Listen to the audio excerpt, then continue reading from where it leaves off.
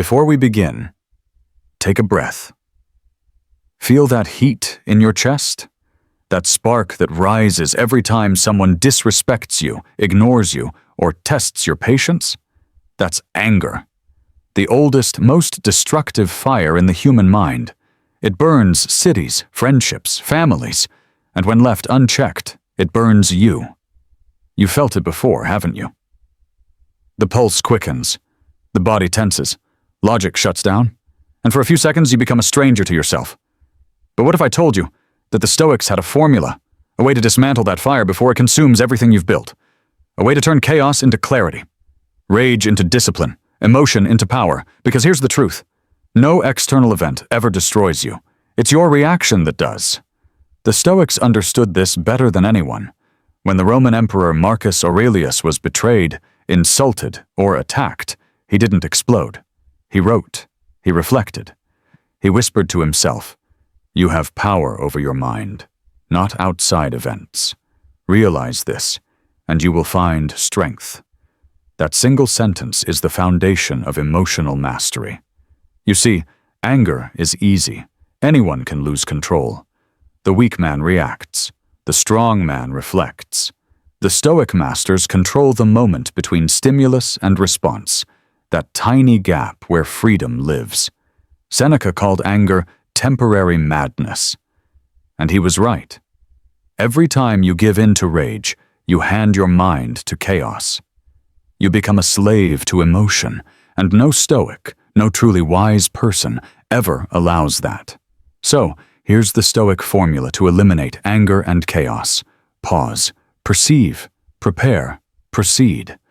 4 words that can save you from years of regret.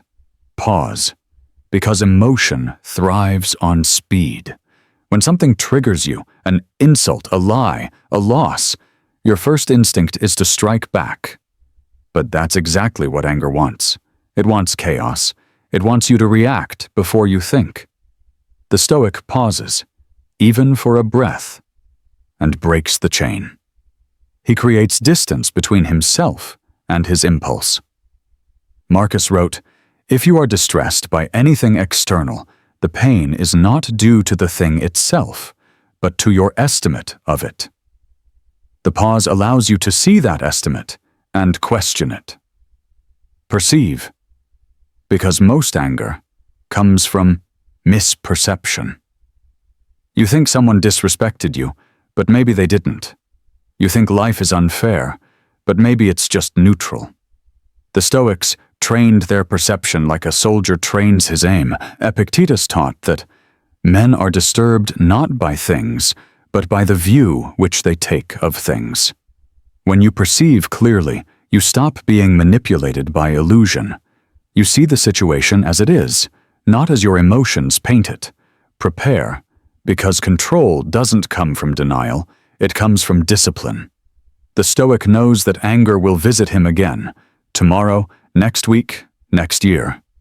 So he prepares his mind in advance. He practices calm when life is calm, so that when storms arrive, he's ready. Seneca advised, "The greatest remedy for anger is delay." Preparation builds that delay into instinct. Proceed, because Stoicism isn't about passivity. It's about directed action. Once you've paused, perceived, and prepared, then, and only then, you act. Not from rage, but from reason. Not from ego, but from principle. The Stoic doesn't let emotion control his tongue, his tone, or his choices. He moves with precision, not impulse. Think about it. How many times have you said something in anger that you wished you could take back? How many decisions have you made out of emotion that cost you peace? The Stoic path doesn't erase anger overnight. It transforms it. It turns that wild energy into fuel, a force for progress instead of destruction. Marcus Aurelius faced constant betrayal and war, yet he wrote, "The best revenge is to be unlike your enemy."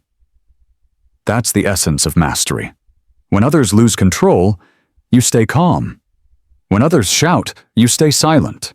When others burn in anger, you become the still flame that lights the way. Here's the brutal truth. Anger is weakness, pretending to be strength.